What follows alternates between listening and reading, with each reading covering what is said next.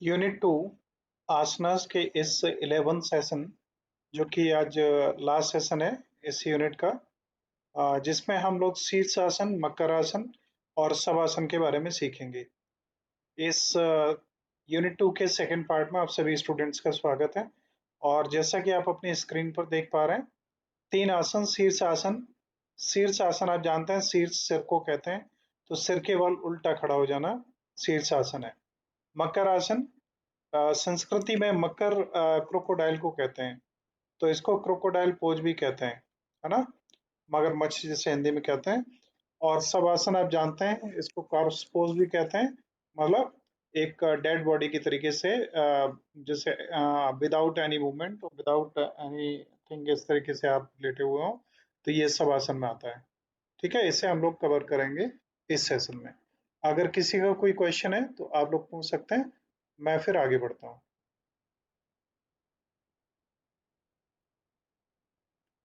Question तो नहीं है ना किसी का? चलिए, देखिए हमारे फर्स्ट जो आसन है दैट इज शीर्षासन। शीर्षासन में आपका सिर नीचे की तरफ होता है और पैर सीधे, बॉडी आपकी लगभग 90 डिग्री एंगल में होती है, थोड़ा बहुत अप एंड डाउन होगी, कोई दिक्कत नहीं है। इस आसन में एक चीज ध्यान रखने की है कि जो नए लोग हैं वो इस मुद्रा में एकदम नहीं आ पाएंगे। ऐसे में उन्हें क्या करना है कि चाहे तो इस बैक साइड से दीवार का सहारा ले लें, जिससे अगर वो गिरने लगे तो उसका सहारा ले सकते हैं।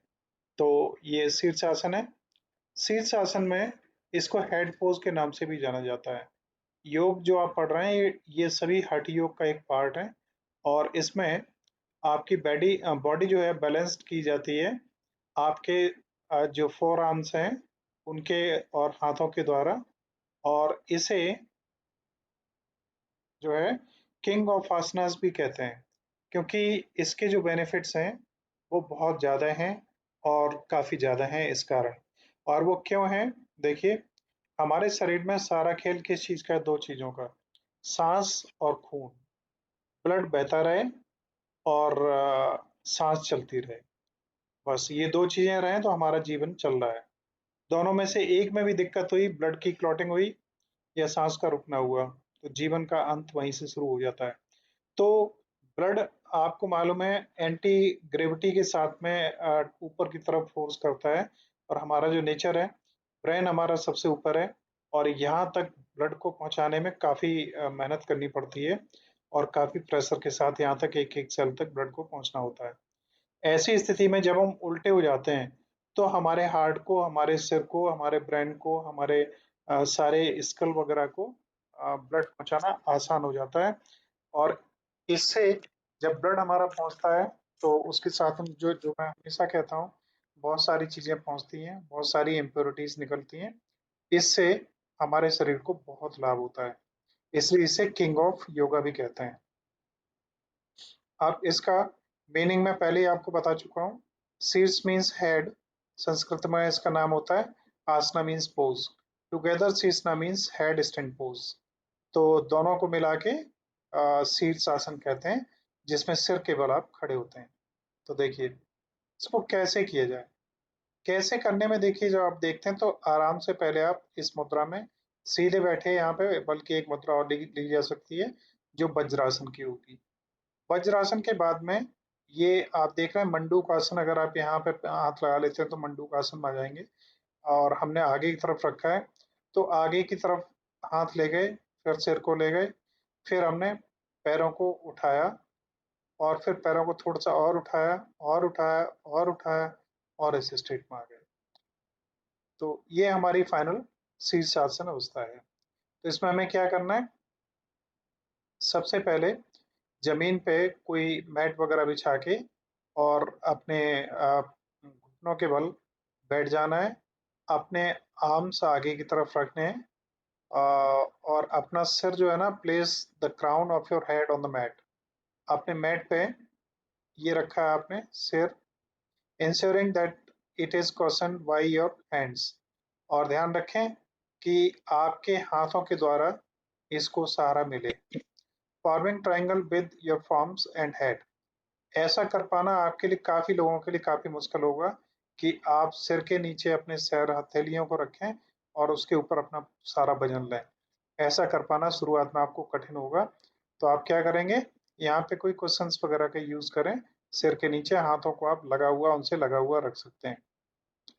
इसके बाद में आप अपने पैरों को ऊपर की तरफ उठाने की कोशिश करें और जहां तक हो सके स्ट्रेट करें और 90 डिग्री की तरफ लगभग इसको ले जाएं, सिर छत की तरफ।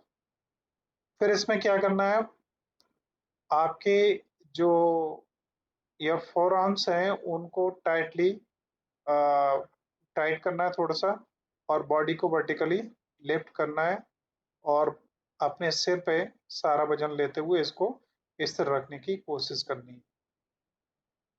इसके बाद में जब आप इस पोजीशन पर आ गए तो आपकी एक स्थिति ये होनी चाहिए कि आपके जो हाथ हैं बैक हों, आपकी आंखें आपके टोज को देख सक रही हों, ऐसी मुद्रा होनी चाहिए।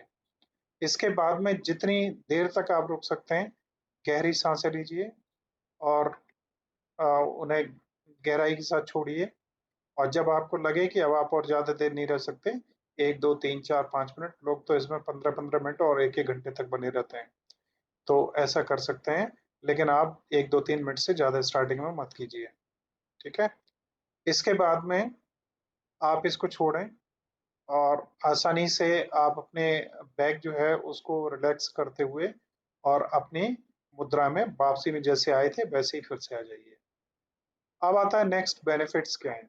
तो बेनिफिट्स ये बहुत हैं। इम्प्रूव सर्कुलेशन, आपके ब्लड का सर्कुलेशन, साथ में नर्वस सिस्टम की टोनिंग और भी तमाम सारे ब्लड सर्कुलेशन है साथ में, जो आपका नर्वस सिस्टम में सिग्नलिंग सिस्टम है उसको भी बेहतर करता है। स्ट्रेंथन्स अपर बॉडी, आपकी अपर बॉडी को ये बेहतर करेगा, आपके कंसंट्रेशन और फोकस को बेहतर बनाएगा, आपके नर्वस सिस्टम को बेहतर करेगा। इसके अलावा आपके पेट में दिक्कत है, एब्डोमिनल प्रॉब्लम्स हैं, गैस्ट्रिक प्रॉब्लम है, कॉन्स्टिपेशन है, ऐसी कोई दिक्कत है तो उन्हें दूर करेगा।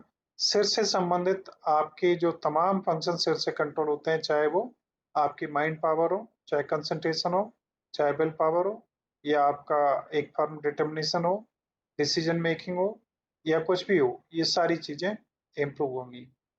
इसके साथ ही आ, इस योग से जब आपके ब्लड में ये सारी चीजें पहुंचेंगी तो ब्लड की जो मेन दो ग्लैंड्स हैं, एक पिट्यूटरी और एक पीनियल ग्लैंड, इसको अगर थोड़ा सा आप स्टिमुलेट कर पाते हैं तो जो हमारे हार्मोन्स हैं बॉडी को, जो हमारे वो देते हैं खुशी के हार्मोन जिन्हें कैसे कहते हैं, जिनमें सेरोटोनिन वगैरह आते हैं, वो रिलैक्स होते हैं तो आपकी बॉडी को तमाम तरीके से रिलैक्सेशन मिलता है।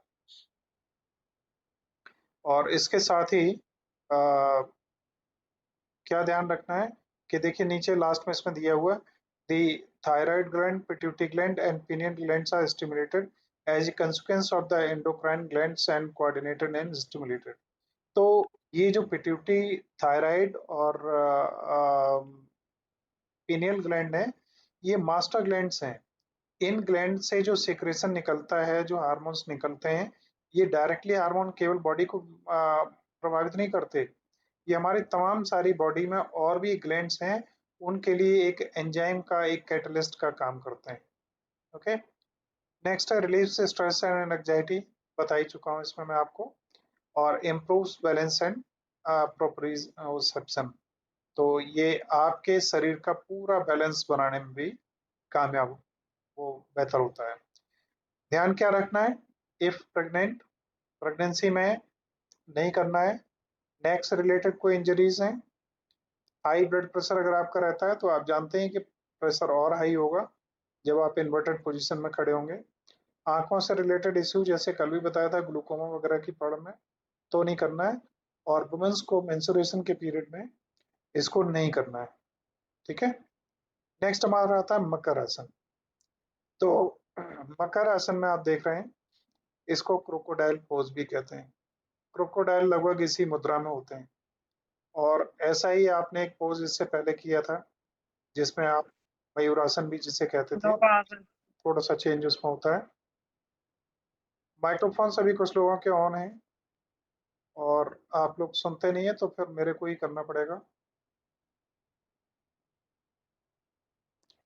जब भी कुछ बोलना हो तो अनम्यूट कर लीजिएगा, अदरवाइज म्यूट रखिएगा। तो क्रोकोडाइल पोज में हमारे नौकासन का जैसा ही लगभग थोड़ा सा उससे उल्टा होता है। नौकासन में हम क्या करते हैं आपको मालूम है, हाथ हमारे सीधे होते हैं और पैर ऐसी मुद्रा में होते हैं लगभग। तो इसमें हाथ हमें पीछे लगाने, क्रोको वाली हमें पोजीशन बनानी है, राइट।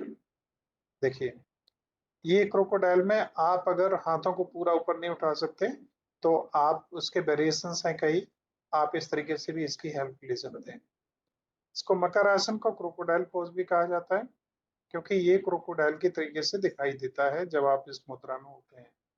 और आमतौर पर जब हम प्राणायाम्स वगैरह करते हैं या योगा सेशंस करते हैं तो सबसे लास्ट में आपको मालूम है शवासन को रिकमेंड किया जाता है। और शवासन से पहले धीरे धीरे रिलैक्स होने के लिए एक सेकेंड लास्ट आसन के रूप में आप मकर आसन को यूज कर सकते हैं। मकर का मतलब आपको मालूम ही है, फिर भी बता दे रहा हूँ। मकर मीन्स क्रोकोडाइल, इन संस्कृति आसना मीन्स पोज। तो क्रोकोडाइल के पोज में होना मकर आसन कहलाता है। देखिए, एक मुद्रा ये भी है जिसमें आपने सिर को इससे उठाया भी नहीं है। अगर आपके यहाँ बैक में प्रॉब्लम है या इसमें कहीं प्रॉब्लम है तो आप बिगनर लेवल पे इसको इस तरीके से भी यूज कर सकते हैं, ठीक है।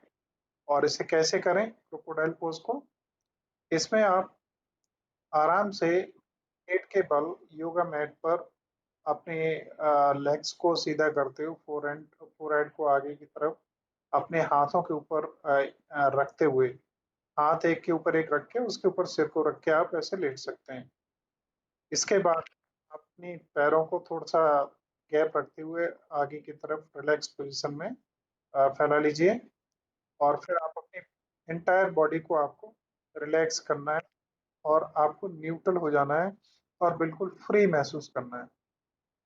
देखिए, ज़्यादातर योग या मेडिटेशन या प्राणायाम जो हैं वो मॉर्निंग के समय में रिकमेंडेड होते हैं, क्योंकि मॉर्निंग के समय में हमारी बॉडी में एनर्जी का जागरण होता है। फ्लो हमारा मैक्सिमम मॉर्निंग में होता है, उसी समय हम उस फ्लो को बेहतर बना सकते हैं। आप जानते हैं जिस समय किसी नाले में पानी भरा हो तभी हम उसकी जो कहाँ कटान होगा, कहाँ कमजोरी है, कहाँ दिक्कत है, उसको समझ सकते हैं। जब पानी नहीं है तो हम उसको नहीं जान पाएंगे कि उसमें कमी है कहाँ पे। तो मॉर्निंग टाइम में हमारी फ्लो ऑफ एनर्जी बॉडी में बहुत ज़्यादा होता है। और रात्रि के समय मेडिटेशंस वगैरह ज़्यादा किए जाने चाहिए जिनमें फिजिकल मूवमेंट ज़्यादा नहीं होता, जहाँ पे हमारी एनर्जी एक मतलब सुसुप्तावस्था की तरफ चल रही होती है। नेक्स्ट है focus on deepening your breath, allowing the belly to expand as you inhale and contract as you exhale. ध्यान रखना है कि इस मुद्रा में हमें कोई चिंतन या कोई बात है किसी चीज पे जोर नहीं देना है। एक बात पे जरूर ध्यान रखना है कि जब हम सांस ले रहे हैं तो हमारी पेट फूल रहा है, सांस छोड़ रहे हैं तो पेट संकुचित हो रहा है। पेट पे हमें ध्यान देना है थोड़ा सा। और इसी पोजीशन में जितनी देर तक आपको आराम से कंफर्टेबली लेट सकते हैं आप लेटे रहिए। लेकिन अगर आप ज्यादा थकान हुई कुछ भी हुई तो इस मुद्रा में तुरंत आपको रिलैक्स मिलेगा और आपको नींद भी आने लगेगी। मकर आसन के बेनिफिट्स क्या हैं? बेनिफिट्स में रिलैक्सेस द बॉडी। ये आपके पूरे शरीर को, आपके बैक को, आपके शोल्डर्स को, आपके नेक को, सभी को रिलैक्स कर देता है। और लोअर बैक पेन, अगर आपके इधर कहीं पेन है तो इसको सभी को आराम देता है। और अगर कोई दिक्कत है किसी भी तरीके की, उसको रिलैक्स करता है, माइंड को रिलैक्स करता है। और इससे स्ट्रेस, एनजाइटी और थकान अगर कोई भी है तो इनमें आराम देता है। और आप क्या करिए, ये देखिए नेक्स्ट मुद्रा है जो आप देख पा रहे हैं यहाँ पे। इस मुद्रा में आपको सोना चाहिए। आप इस मुद्रा में अगर सोएंगे तो आपको काफी आराम मिलेगा। और आपको मालूम है रात को खाना खाने के बाद उस समय आपको करना चाहिए इवनिंग वॉक, उसके बाद लेटना चाहिए। किस साइड से लेटना चाहिए आप जानते हैं? सबसे ज्यादा जब स्टार्टिंग में आप लेटते हैं तो राइट हैंड साइड से लेटना चाहिए, लेफ्ट हैंड साइड से? लेफ्ट। लेफ्ट साइड से। सिर ऊंचाई पर होना चाहिए, इक्वल होना चाहिए या नीचा होना चाहिए? थोड़ा सा ऊंचाई पे होना चाहिए। थोड़ा सा इक्वल होना चाहिए सर, इक्वल बिल्कुल होना चाहिए। इक्वल नहीं, थोड़ा ऊंचा होना चाहिए। ऊंचाई पे होना चाहिए। इससे क्या होता है, आपकी बॉडी में तमाम सारी जो ग्लैंड्स है ना, उनका जो एंजाइम्स निकलते हैं भोजन वगैरह पचाने के लिए, तो आपकी जो पेट का जो पार्ट है जिसमें भोजन आपका कलेक्ट होता है, उसका आपको मालूम भी है कि पित्ताशय वगैरह जो है, जिसको गॉल ब्लैडर वगैरह कहते हैं, दो तरीके की ग्लैंड शरीर में होती हैं, एक एंडोक्राइन, एक एक्सोक्राइन। कितने लोग जानते हैं? कितने लोग जानते हैं पता है। एंडो और एक्सो में क्या डिफरेंस है? एंडोक्राइन होती है वो डक्टलेस होती है, और एक्सोक्राइन डक्ट होती है जिसमें। एक्सोक्राइन्स कैसी होती हैं? एक्सोक्राइन जिसमें डक्ट नहीं होती। हाँ, तो एंडोक्राइन्स जैसे लीवर है, तो वो वहीं का वहीं अपना जूस छोड़ देता है। एक्सोक्राइन में जैसे गॉल ब्लैडर है, तो ये स्टोर कहीं होता है और उसके बाद में एक उसके डक्ट के द्वारा कहीं जुड़ा होता है। जब आवश्यकता होती है तब इसमें से वो निकलता है जूस, और उस मेन स्ट्रीम में जाके मिल जाता है। तो कई लोगों का गॉल ब्लैडर जब गड़बड़ हो जाता है तो उसको काट दिया जाता है। उसके बाद में ये जो अम, वो होता है, क्या कहते हैं, गॉल ब्लैडर से जो जूस निकलता है, वाइल जूस, तो वाइल जूस है ना, डायरेक्ट ही हमारे पेट में जाता रहता है। इस तरीके के लोगों को गैस्ट्रिक और तमाम सारी प्रॉब्लम्स और बर्निंग वगैरह की प्रॉब्लम्स लगातार बनी रहती हैं। तो खाना खाने के बाद लेफ्ट साइड से होके लेटें, पैरों को थोड़ा सा मोड़ के रखें, नीज को, और गर्दन थोड़ी सी ऊंची उठी होनी चाहिए, जिससे हमारे पेट में जो पाचन की प्रक्रिया चल रही है वो आसानी से हो पाए, और हमारे ब्लड का जो सेंटर है उसका फोकस भी इसी तरफ हो पाए, इसलिए। और इसके बाद में ये क्या करता है, आपकी ब्रीदिंग को बेहतर बनाता है। आप लेटे हुए सब कुछ कर रहे हैं, लेकिन इस बात पे जरूर ध्यान रखें कि सांस ले रहे हैं, पेट फूल रहा है, सांस रोके हुए हैं, पेट फूला हुआ है, सांस छोड़ रहे हैं, और फिर इसी तरीके से आपको करना है, सांस पे ध्यान रखना है बस। इससे आपके रेस्पिरेटरी फंक्शंस और लंग्स कैपेसिटी बेहतर होगी, डाइजेशन बेहतर होगा, और आपको डकारें वगैरह आती हैं या अफारे वगैरह की प्रॉब्लम लगती है या पेट में डिस्कम्फर्ट महसूस होता है, उसमें भी इससे आराम मिलेगा। उसके बाद आता है कि किन परिस्थितियों में हमें ध्यान रखना चाहिए कि हम मकर आसन कब न करें। इफ यू आर प्रेग्नेंट, और रिसेंट एब्डोमिनल सर्जरी, और सीवियर बैक पेन, बैक में ज़्यादा पेन हो तब यूज़ न करें। और उसके साथ ही अगर कोई पेट की सर्जरी वगैरह हुई है तो न करें। थोड़ा मोड़ा पेन हो तो कोई दिक्कत नहीं, आराम देगा, धीरे धीरे उसमें रिलैक्स मिलेगा। तो ये था हमारा मकर आसन। इसके बाद अब आता है लास्ट आसन है इस यूनिट का। इसके साथ ही यूनिट सेकंड खत्म हो जाएगी। This is shavasana. इसको कॉर्सफोर्ड पोज भी कहते हैं। इसमें आपको ऐसे लेट जाना है, बिल्कुल निर्धुंध, बिना किसी तरीके से, बिना किसी टेंशन के, बिना किसी के, आंखें क्लोज आपकी हों और इसी मुद्रा में हो। ठीक है ना? तो अब इसको कर्स पोज कहते हैं, मतलब सब आसन, सब मतलब डेड बॉडी के तरीके से आपको रिलैक्स होकर लेट जाना है। फैन स्लो करो, फैन को स्लो करो।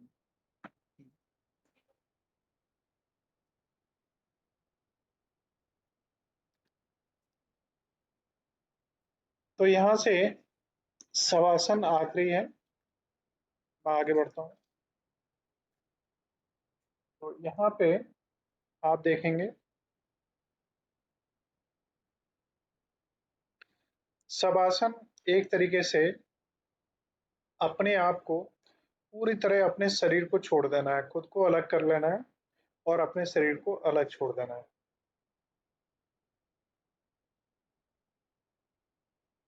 खुद को हम कैसे अलग करेंगे? हम ये एहसास करेंगे कि हम हमारा शरीर लेटा हुआ है, हम खुद सामने खड़े हुए हैं, अपने शरीर को हम देख रहे हैं कि हमारा शरीर लेटा है। यहाँ पे ये संवेदना जागृत हो रही है, यहाँ पे प्रिकलिंग हो रही है, यहाँ पे टिंगलिंग हो रही है, यहाँ पे इचिंग हो रही है, यहाँ पे सेंसेशन हो रही है। अपने आप को ऑब्जर्व करना है, फ्रीली छोड़ देना है, और अगर संभव हो तो ऑब्जर्वेशन भी छोड़ दीजिए।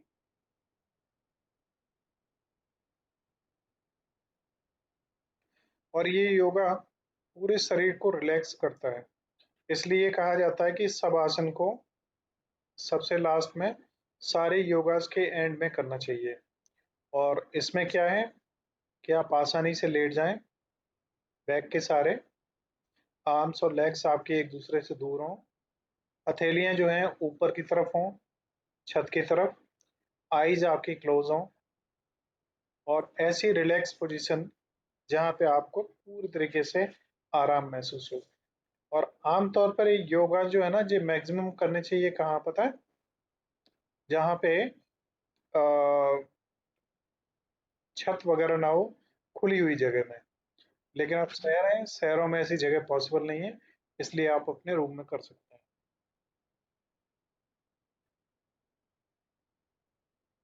लेकिन एक चीज ध्यान रखिए, जिस समय आप योगा कर रहे हो उस समय आप कोशिश करिए ज्यादा से ज्यादा किसी खिड़की वगैरह के पास में बैठिए, जहाँ से ऑक्सीजन मैक्सिमम आपकी बॉडी को मिल सके। शवासन के स्टेप्स क्या हैं? कोई स्टेप्स ज्यादा याद करने की जरूरत नहीं है। आप आराम से लेट जाइए, लेट के आपकी हथेलियां ऊपर की तरफ हों, पैरों में जो गैप दिख रहा हो इस तरीके से हो, रिलैक्स हो के आप लेटे हो, आपकी आंखें बंद हो, और गहराई से आपको सांस लेनी है।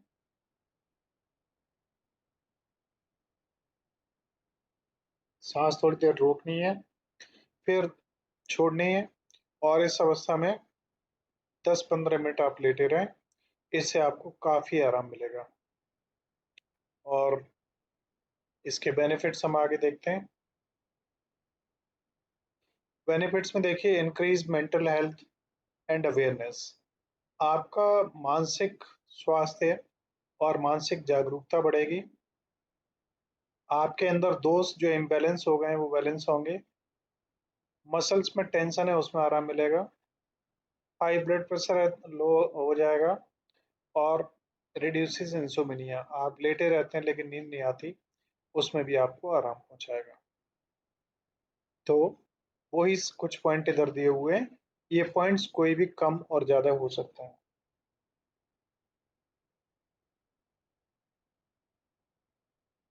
आगे देखिए। इसके साथ ही ये शवासन के साथ ये 11वां सेशन था सेकेंड यूनिट का, ये कंप्लीट है। और आज का सेशन भी यही कंप्लीट होगा।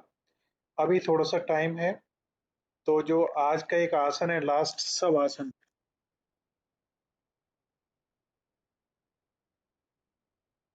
इससे रिलेटेड आप चाहें तो मैं एक आपको अच्छी स्टोरी सुना सकता हूँ, जो आपके लिए भी इंस्पिरेटिव होगी। सभी यस सुनना सर। चाहेंगे?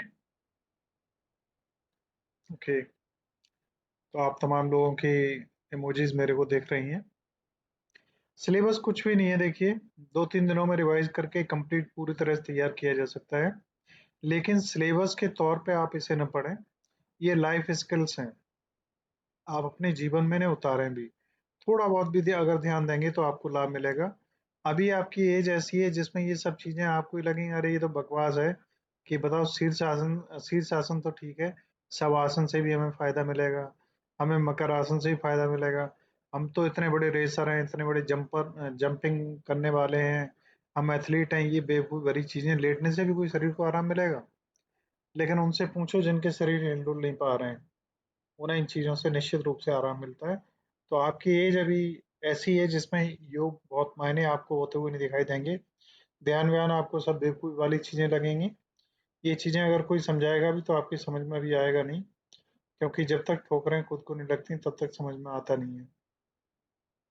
एक कहानी छोटी सी मैं सुना रहा हूँ, शवासन से रिलेटेड ही मान लीजिए आप। क्या हुआ, वर्ल्ड विजेता कौन था ये तो आप सभी जानते ही होंगे, मालूम है ना? वर्ल्ड को किसने जीता था, पता है? आप लिख के भी मैसेज दे सकते हैं, बोल के भी। अलेक्जेंडर। अलेक्जेंडर। वैसे वास्तव में अगर पूछा जाए तो क्या अलेक्जेंडर ने दुनिया को जीता था? क्या दुनिया आज जितनी बड़ी है उतनी बड़ी उस समय थी? कुछ ही देश थे जिनके बारे में दुनिया को जानकारी थी, उन देशों को उसने जीता था। और उसके साथ में हिंदुस्तान से आपको मालूम है कि वो हार के गया था और बिना लड़े ही उसे वापस होना पड़ा था और हिंदुस्तान से जाते हुए ही उसकी मौत हुई थी। उसकी मौत से रिलेटेड एक खास कहानी है, आप सभी ने शायद पढ़ी होगी, जिसमें बताया गया कि अलेक्जेंडर जब हिंदुस्तान से वापस जा रहा था, उसकी मौत हुई। तो मौत से पहले उसने अपने लोगों से कहा कि जब मेरा जनाजा निकाला जाए तो मेरे दोनों दोनों हाथ, मेरी जो वो होती है ना शव यात्रा में, हमारे जो डेड बॉडी जिसमें रखते हैं, जिसको हम लोग क्या कहते हैं, अर्थी, ताबूत। ताबूत। ताबूत। यस, हिंदुओं में अर्थी कहते हैं। तो ताबूत से बाहर रखे जाएं, ये तो आप लोगों ने पढ़ा होगा ना सभी ने। Yes sir. Yes sir. लेकिन इसके पीछे एक चीज जो मैं बताना चाह रहा हूँ वो शायद आप में से किसी ने भी नहीं पढ़ी होगी। उसने ऐसा क्यों किया मालूम है? ये भी कुछ लोगों को मालूम होगा, क्योंकि वो पूरी यस दुनिया सर। को एक मैसेज देना चाह रहा था कि दुनिया में अलेक्जेंडर अलेक्जेंडर से बड़ा कोई हुआ नहीं, और अलेक्जेंडर भी अब जा रहा है तो खाली हाथ जा रहा है, यही ना? Yes sir. तो यस सर। मैं इससे पीछे की यस चीज सर। लेके चलता हूँ, तब आपको ये पता लगेगा कि अलेक्जेंडर को ये मैसेज उसके दिमाग में कहाँ से आया कि वो ऐसा करे। क्या हुआ कि अलेक्जेंडर ने ये प्लान किया कि वो विश्व को जीतेगा, तो विश्व में उसका नाम होगा और विश्व का चक्रवर्ती सम्राट कहलाएगा।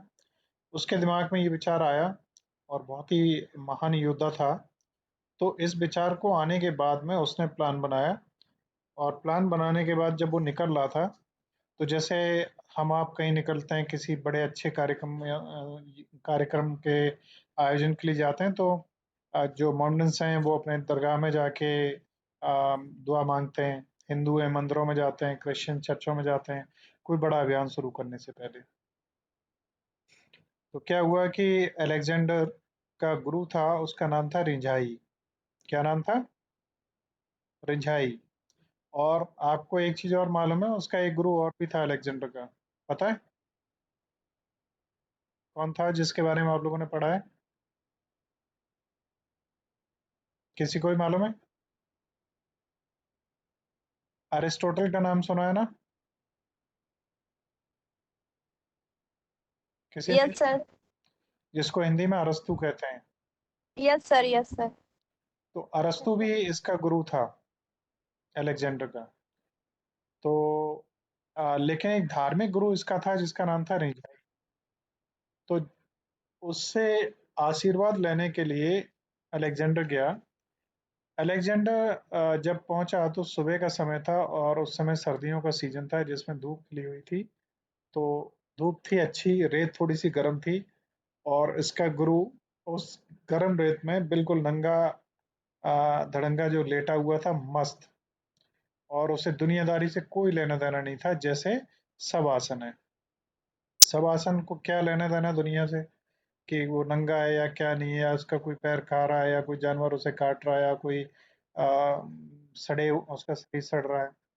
तो जीते जागते हुए जो अलेक्जेंडर का गुरु था रिंझाई, वो इसी मुद्रा में सब आसन में लेटा हुआ था, आनंद ले रहा था इस प्रकृति का, धूप का और इस सर्दी का।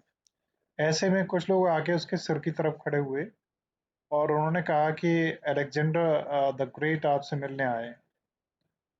तो उसने कोई रेस्पॉन्स नहीं दी। फिर उन्होंने कहा कि क्या तुमने सुना नहीं कि अलेक्जेंडर द ग्रेट आपसे मिलने आए हैं? उसने कोई रिस्पॉन्स नहीं दी। तब तक थोड़ी देर में अलेक्जेंडर भी वहां तक आ गया। अलेक्जेंडर आया तो उन्होंने उससे कहा कि देखो, अलेक्जेंडर आपसे मिलने आए हैं, बड़ा, और ये बताया कि अलेक्जेंडर एक बहुत बड़े मिशन पे जा रहे हैं, पूरी दुनिया को जीतने जा रहे हैं। जैसे ही उन सिपाहियों ने कहा कि पूरी दुनिया को जीतने जा रहे हैं, वैसे ही क्या हुआ कि उस जो रिंझाई था, संत फकीर था, बड़ी तेजी से हटा हंसा, इतनी तेजी से हंसा, बहुत तेज आवाज में, और लोटपोट हो गया, धूल में चक्कर काट रहा, और धूल में गिर गिर रहा, उठ रहा, पट रहा, लिपट जाता, और ऐसे हंस रहा जैसे पता नहीं उसे क्या हुआ हो। मतलब इतना बड़ा जैसे मजाक कर रहा हो वो अलेक्जेंडर के साथ में, कि ये और विश्व विजयी क्या हुआ? 1 मिनट होल्ड करिए, ठीक है।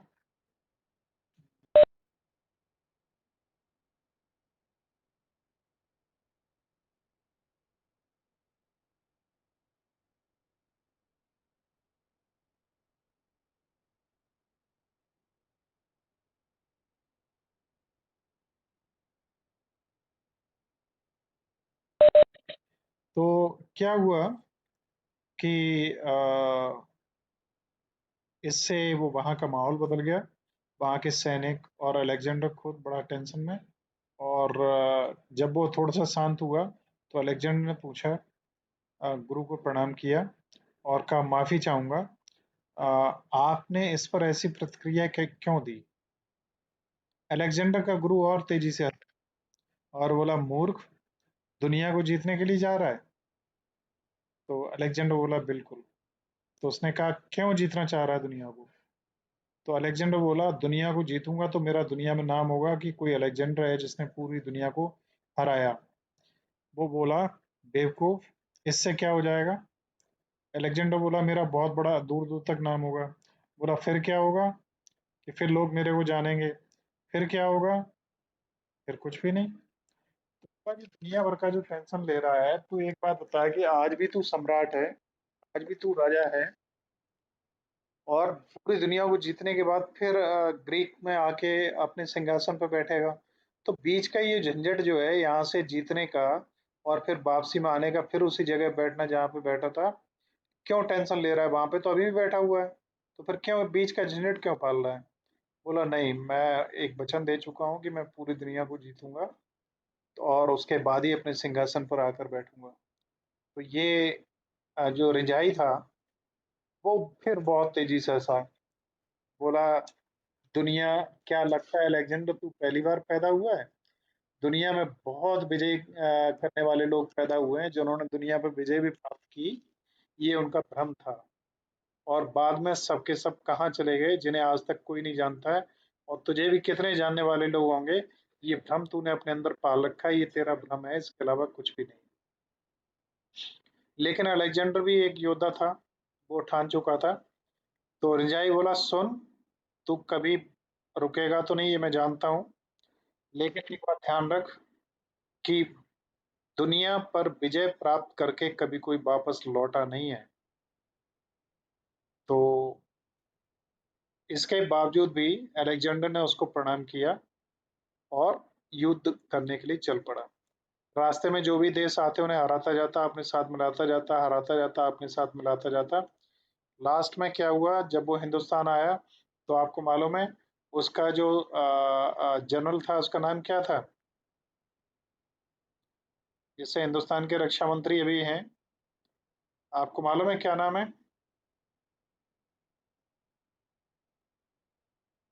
यस, उसका नाम क्या था? पौरस था। अभी किसी ने जवाब दिया।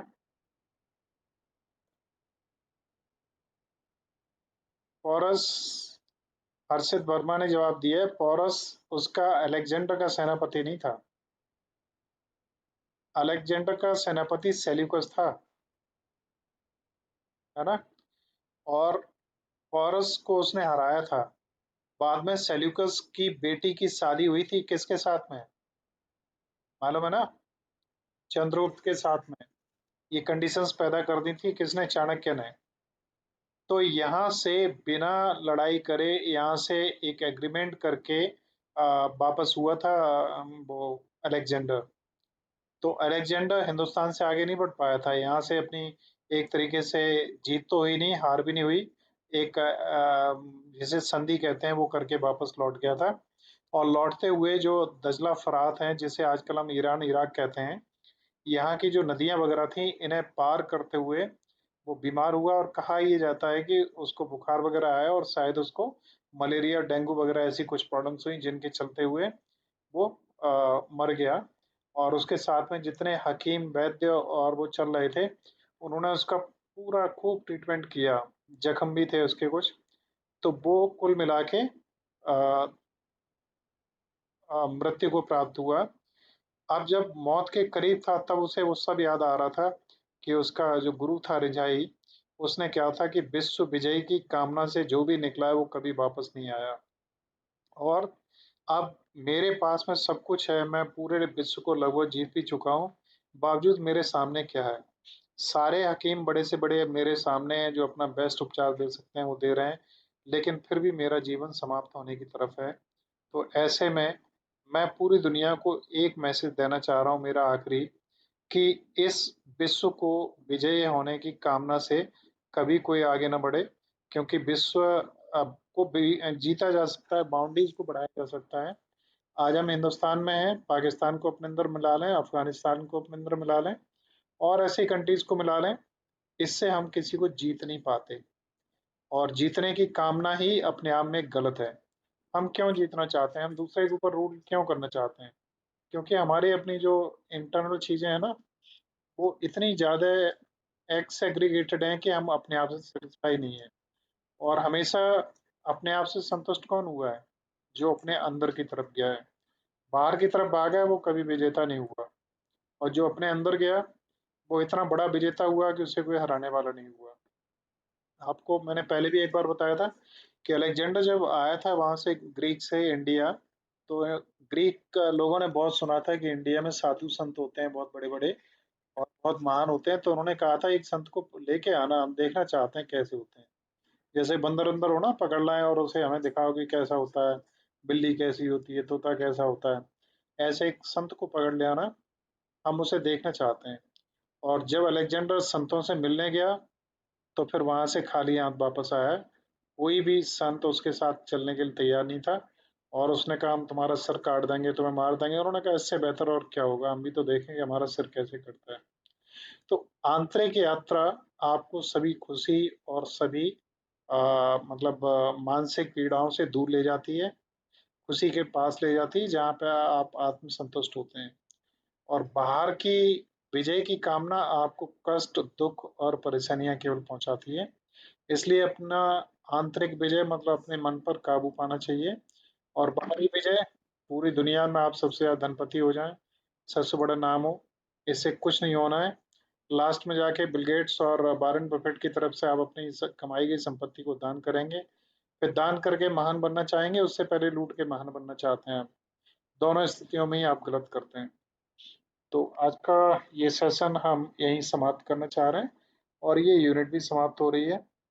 बट स्टिल अभी 5-6 मिनट बाकी है, आपको किसी कोई क्वेश्चन पूछना हो तो आप पूछ सकते हैं। किसी का कोई क्वेश्चन तो नहीं है?